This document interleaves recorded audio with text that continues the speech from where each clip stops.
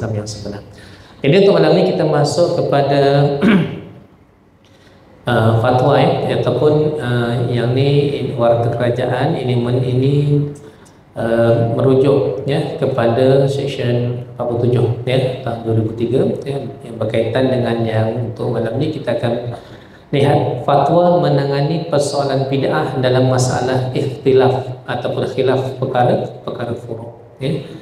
Tuan-tuan pun biasa dengar kot kata bid'ah ini tak boleh lah, itu Nabi tak buat lah, berharap isu itulah, isu inilah, baca berzanji dan sebagainya lah. Okey, jadi kita nak tengok poin dia sebenarnya kat mana. Supaya apa? Supaya kita ni faham konsep bila kita memang tak memahami banyak perkara, tapi kadang-kadang kita perlukan poin, poin tersebut untuk kita memastikan kita ni dalam keadaan yang stable, tidak terikut-ikut, dan akhirnya menyebabkan kita ni yang dikatakan sebagai tak tentu arah, nak kata lalang pun iya, nak kata pegangan yang tepat pun kita tak ada, kan. Okey, jadi kita lihat kepada fatwa ni, fatwa untuk menangani persoalan bid'ah dalam masalah ikhtilaf ataupun khilaf perkara furu'. Dua perkara kat situ, bid'ah satu, tapi perkara yang dibid'ahkan tu, yang diada-adakan tu, ataupun benda itu zaman Nabi tak buat tapi zaman lepas Nabi buat, perkara tersebut bukan perkara ikhtilaf, ataupun perkara khilaf, ataupun nak mudah perkara-perkara furu'iyah. Okey, yang pertama, persoalan khilafiyah adalah perkara ijtihadiyah. Tentang bisa dengar kan khilaf, contoh mazhab A kata macam ni, mazhab B kata macam ni. Dia salah menyalah ke ataupun tak? Contohlah kita menyapu kepala, ada yang kita mungkin menyapu sedikit saja macam kita Syafi'i, ada yang menyapu keseluruhan, dibasahkan. Adakah kita yang menyapu yang di bahagian depan ni kita nak salahkan orang yang menyapu keseluruhan, ataupun kita lah fardu asal kita contoh di khususnya di Kelang, di Kelang ada masjid India kan, kita contoh asal katakan 4 suku. Pengalaman saya lah, bila masih duduk di agama tu biasanya purata dia lebih kurang 20 ke 30 minit beza dia, maksudnya dia akan azan asal untuk masjid India tu, selepas itu ni lewat. Okey, jadi adakah kita nak salahkan ataupun tidak? Jadi itu yang dikatakan perkara khilaf antara mazhab merupakan perkara ijtihadiyah. Dia ada dalil, ada imam-imam tu ada pegangan, ada hadis, ada sumber dia, ada hadisnya merujuk kepada hadis sekian-sekian. So itu yang kita katakan perkara khilafiyah itu adalah perkara ijtihadiyah, ijtihad. Dan tidak boleh sama sekali dihukumkan bid'ah kerana amalan tersebut telah diterima dan menjadi amalan ulama muktabar sejak dahulu. Contohlah kita baca Fatihah, kita mulakan dengan bismillah kan, ada yang tidak mulakan dengan bismillah. Ataupun contoh, kita kat Malaysia kata semua ada kunut, kita pergi contohlah ke Masjidil Haram kata tak ada kunut. Jadi perkara kunut itu sebenarnya adalah perkara khilaf sendiri. Jadi mazhab yang kita pegang, mazhab yang kita ambil, maka kat situ ada hujah-hujah dia, ada dalil dia. Macam cakap masa itu kita boleh tahu masjid ni memang semua dia ada kunut, masjid ni memang tak ada kunut. So kita bergaduh tak bergaduh, sebab perkara itu perkara ijtihadiyah. Nah kita pun tak boleh lah nak kata kita betul orang yang salah, sebab perkara itu perkara ijtihadiyah. Yang kedua, pandangan jumhur ulama sewajarnya menjadi ikutan masyarakat Islam. Duk mana pusing-pusing, kadang-kadang kita tengok pandangan jumhur macam mana. Contohlah dalam satu isu, satu perkara, banyak pandangan. Akhirnya kita tengok jumhur ulama beri pandangan macam mana. Sewajarnya menjadi ikutan masyarakat Islam dengan mengutamakan perkara asas dalam berdakwah. Itu jadikan asas. Walaupun mungkin tak sesuai di satu tempat, ataupun mungkin yang katakan ijtihadnya pada perkara yang selain daripada jumhur itu merupakan perkara yang mungkin dah jadi satu kebiasaan di satu kawasan.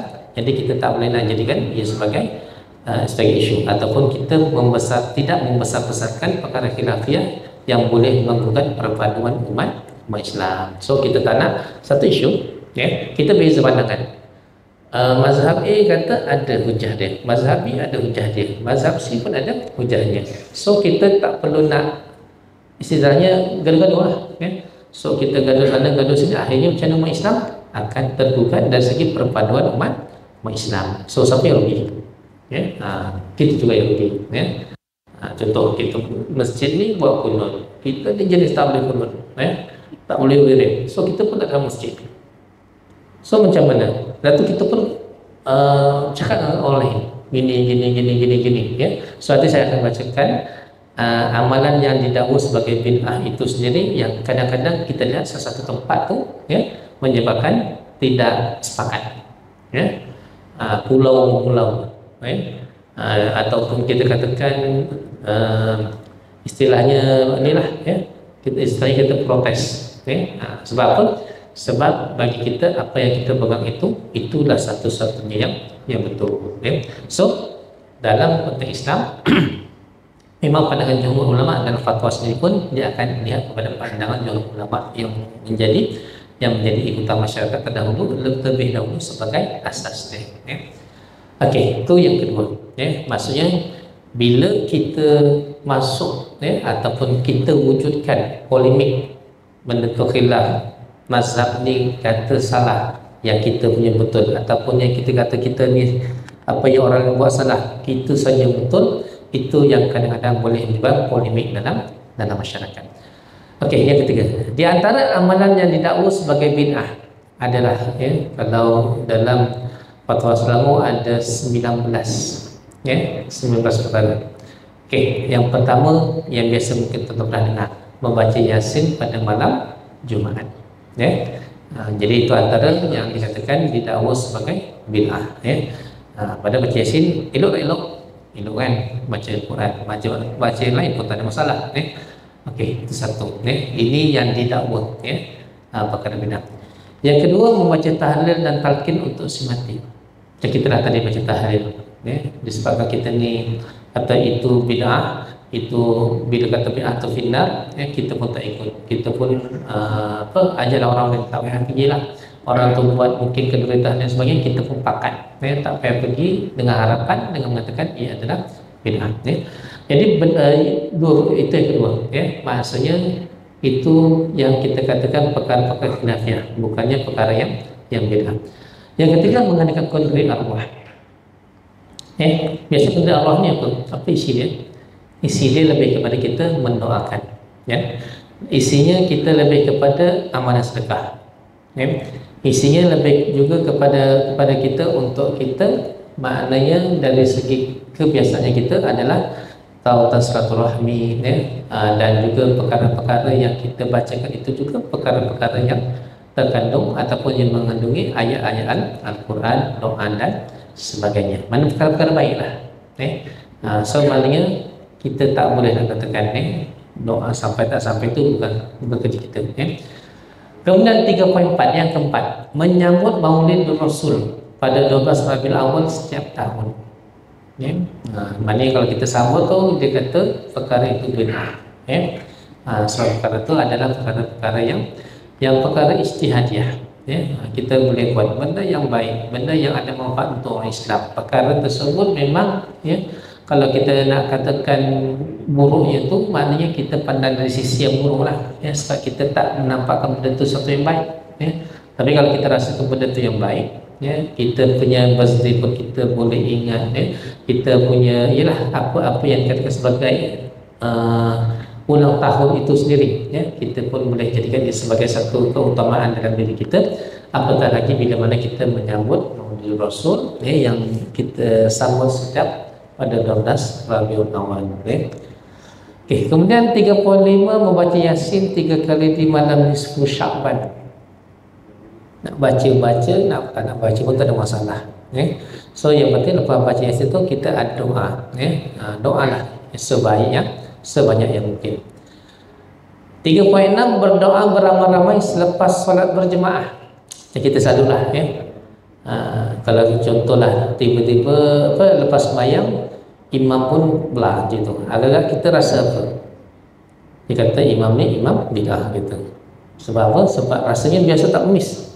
Macam mana pun kita akan paling kurang istighfar, ya, paling kurang maknanya sampai kursi ke, ya, ataupun paling kurang sampai Fatihah ke, kita paling kurang kita ada zikir ataupun akhirnya ataupun kita berdoa selepas tu secara beramai-ramai, ya.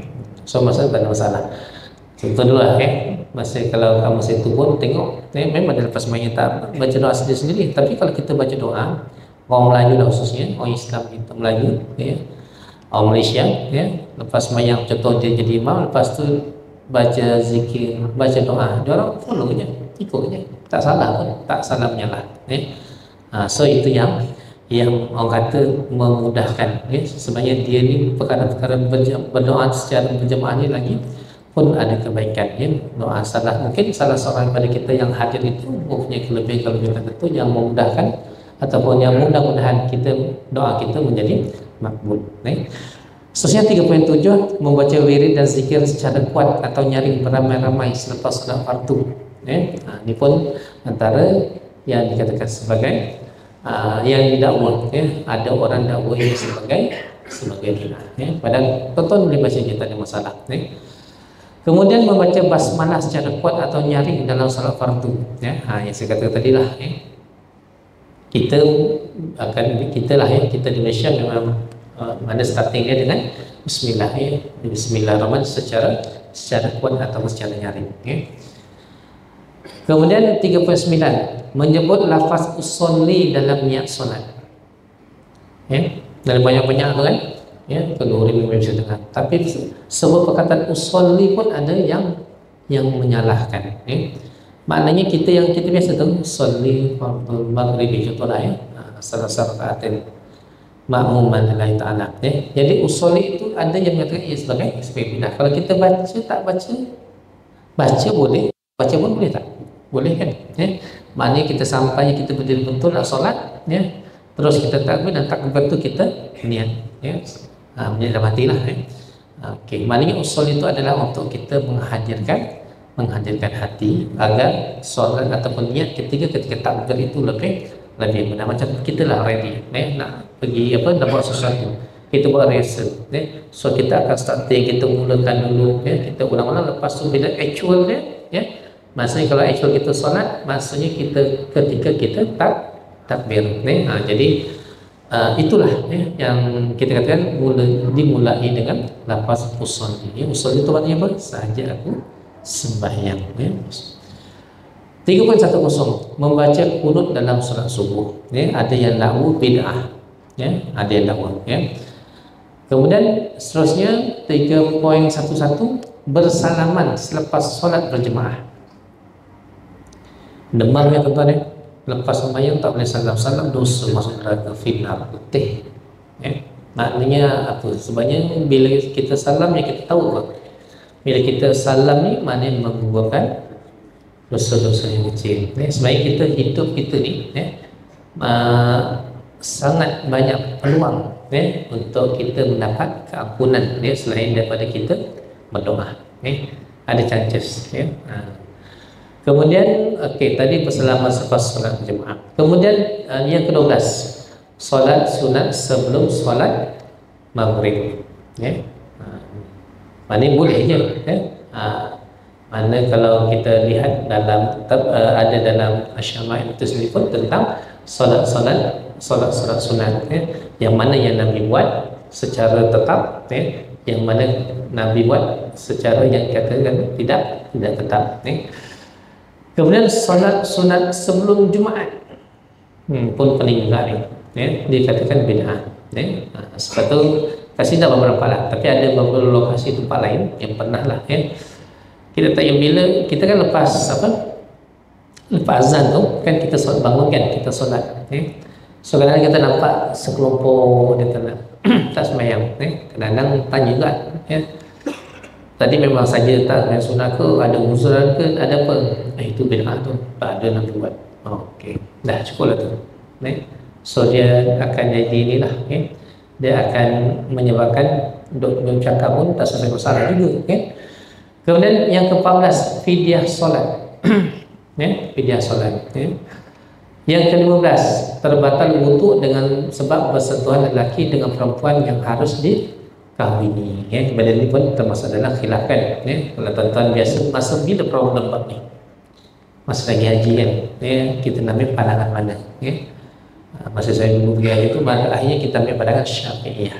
Ya, maknanya Syafi'iyah, ulama ulama yang terdapat dalam ulama Syafi'i, ya, yang mana kita ambil pandangan maknanya kalau kita menyentuhnya batal, disentuh tidak batal. Okey.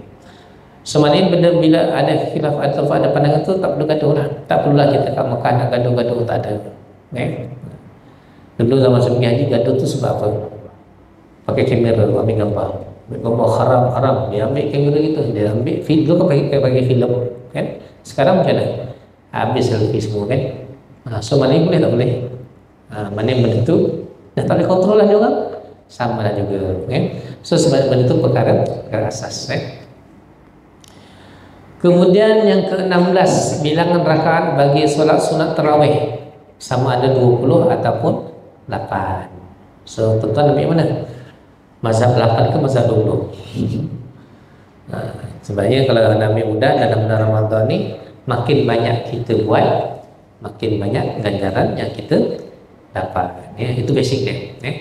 Jadi tuan-tuan dapat 8 pun dapat pahala, nak buat 20 pun dapat pahala. Yang penting buat, jangan tak buat. Ini cerita je, dia pun tak apa buat. 4 dah syahid dah, tak lama dan sebagainya.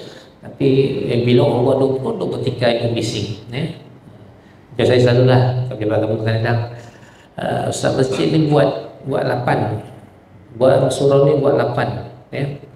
Ketetapannya macam mana? Wah, senang je. Dia buat apa? Buat 8. Kau sambung lah lepas tu. Jadi 20. Kenapa 20? Dia kata susah lah kita ada komitmen itu, komitmen ni. Mesti tu buat 20. Sebenarnya 8. Kau keluarlah, beredar lah. Sebab tu ada setengah tempat. Tempat kita tak ada lagi lah. Kalau macam ada beberapa tempat dah saya pergi itu masih akhir Ramadan tu.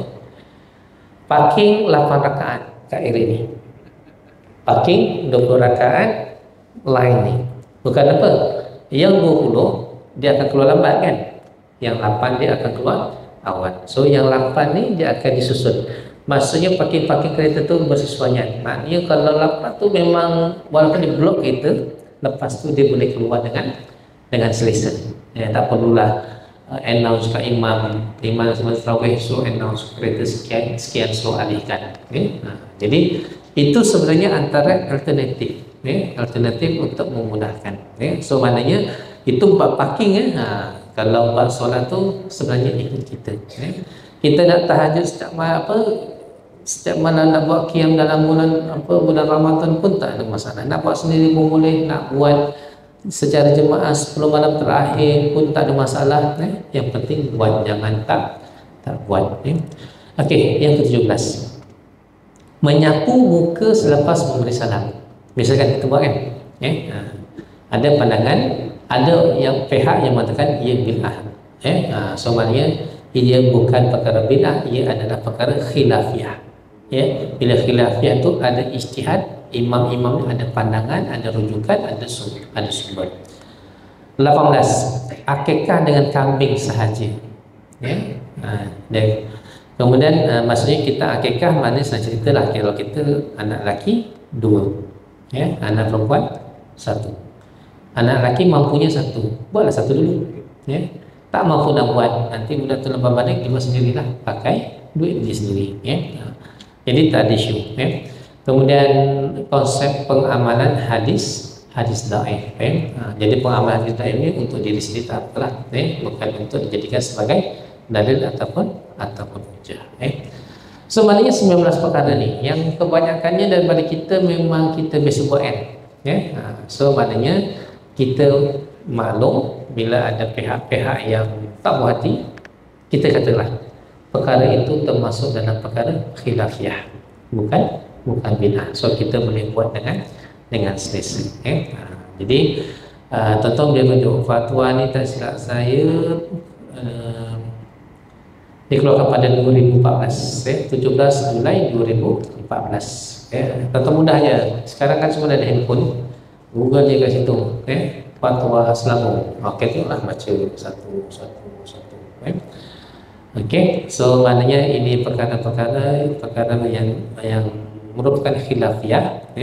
Maknanya khilafiyah itu ada rujukannya, ada maksud ijtihad daripada imam mazhab.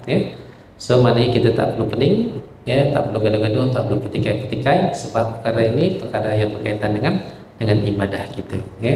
So kalau kita tengok semua ni 19 ni adalah perkara-perkara yang berkaitan dengan ibadah-ibadah yang furu'.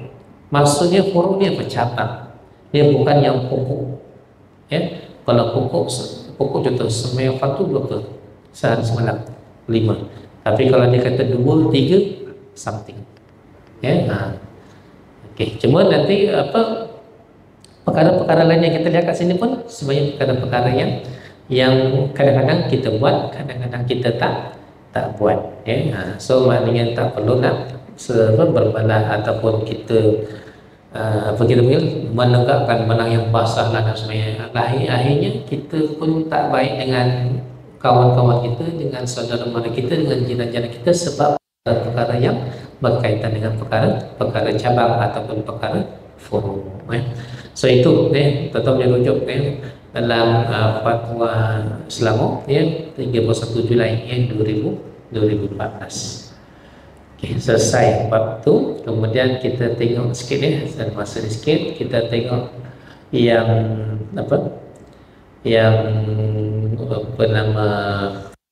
latest sikit lah. Ini yang tuan-tuan pun pernah dengar pun, kalau rajin lah yang nak dengar bab-bab ni. Okey, fatwa ni dikeluarkan 1 September 2022. Okey, yang pertama, ini sebagai dirangkumkan, saya ambil baca ini sebagai maklumat kita je lah. Tentang hukum suntikan vaksin COVID-19 di bulan Ramadan bagi umat Islam yang berpuasa adalah harus kepada pemberian vaksin COVID-19 pada suntikan dos yang telah ditentukan adalah sama seperti prosedur pemberian vaksin-vaksin yang lain yang tidak membatalkan puasa. So itu dulu banyak orang tanya kan, kadang tanya tu apa alasan nak elak je sebenarnya. Jadi sebenarnya dia termasuklah untuk bakal haji yang umrah, bakal jemaah haji bakal umrah yang nak pergi kan ada suntikan vaksin tu kan, maksudnya dia tidak membatalkan puasa. Okey, kita masuk yang bab ni, iaitu berkaitan dengan ajaran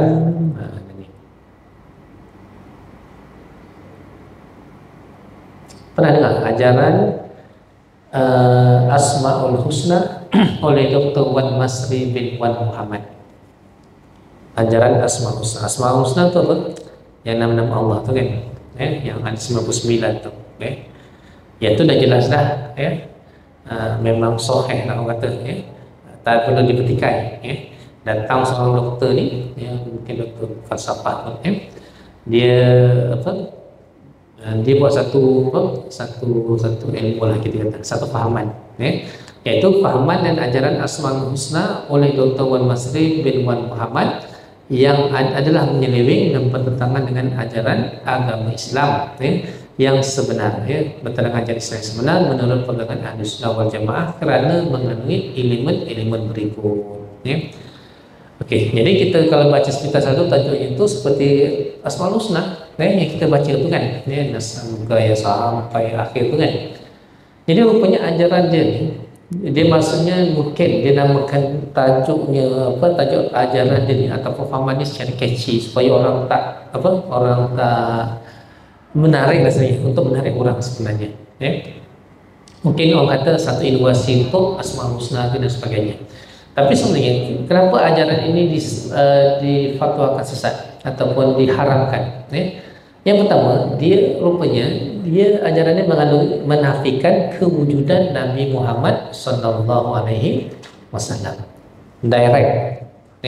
Kalau kata nak menafikan wujud Nabi Muhammad tu rukun apa? Beriman kan? So benda tu sangat besar. Impak dia sangat besar. Maknanya kalau kita lihat di situ, maknanya kepercayaan kewujudan Nabi ni ditolak. Kalau kita ingat balik ajaran siapa yang tolak Nabi, dia pegang Quran tapi tolak Nabi. Masa dia meninggal pun orang grup dia tak uruskan jenazah. Grup yang uruskan jenazah adalah grup online. Ajaran Kasim Ahmad. Dia dulu memang menafikan kewujudan Nabi Muhammad SAW. Itu lama kan, tahun 80 yang kita baca dulu. Maksudnya sekarang dia dah pukul orang dah. Kepala dia pelupuk dia dah mati dah. Mungkin kawan dia pun baru baca kitab dan sebagainya, dia rasa lepas sikit, dia pun buat satu ajaran. So itu yang kita sangat bahaya. Jadi kadang-kadang orang ni bila tengok ada depannya title doktor ataupun apa yang mungkin nampak kita nampak smart lah, nampak akademik ataupun nampak macam latest ilmu, kita kena hati-hati. Sebab apa? Takut seperti ini. Rupanya ajaran yang kata Asmaul Husna oleh Dr. Wan Masri ini adalah ajaran yang menafikan kewujudan Nabi Muhammad. Menafikan, maksudnya ada Nabi Muhammad dinafikan. Yang kedua, ajaran ini dia melarang berselawat kepada Nabi Muhammad SAW dan menafikan syafaat Nabi Muhammad SAW di akhirat.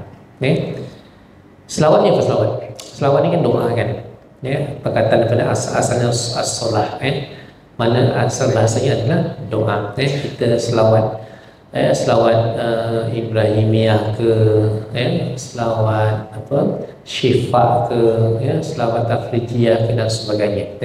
Jadi pujian-pujian itu ataupun kita sebenarnya kita bila selawat ni kita mendoakan agar apa? Agar Allah SWT merahmati Nabi kita Nabi Muhammad SAW. Itu yang kita harapkan, yang kita doakan, dan yang kita kuatkan dia ni punyalah confident menafikan syafaat Nabi Muhammad SAW di akhirat. Maksudnya dia tak perlu syafaat, hebat.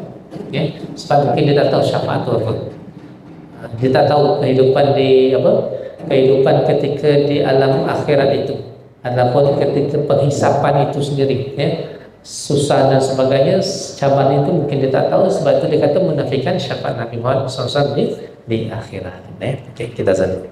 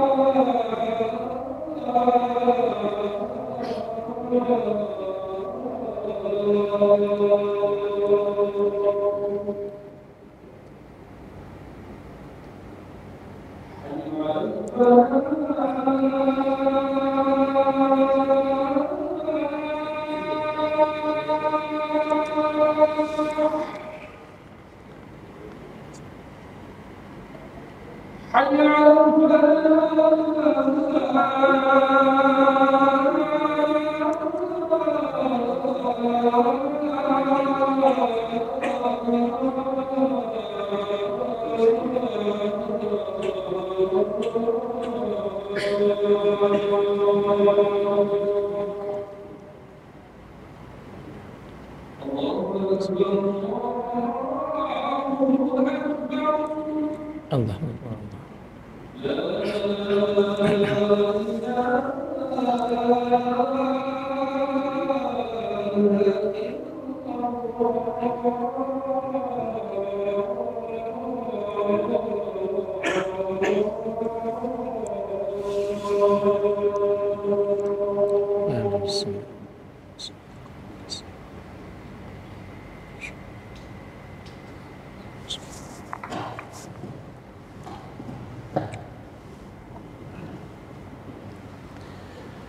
Okey, seterusnya tadi yang kedua melarang Nabi. Yang ketiga, mendakwa bahawa hanya ajaran Asmaul Husna sahaja merupakan ajaran Islam yang sebenar dan mengkafirkan semua orang yang tidak mengikut ajarannya. So maknanya senang ceritalah, dia dah langgar dah rukun iman yang ada tu, dia dah nafikan, dah tolak dah. Maknanya kita ajaran kita ataupun kita berpegang kepada Al-Quran dan juga hadis. Maksudnya bila kita lihat atas tadi mula-mula dia dah tolak Nabi tu, ya, mana confirm kita boleh tahu, ya?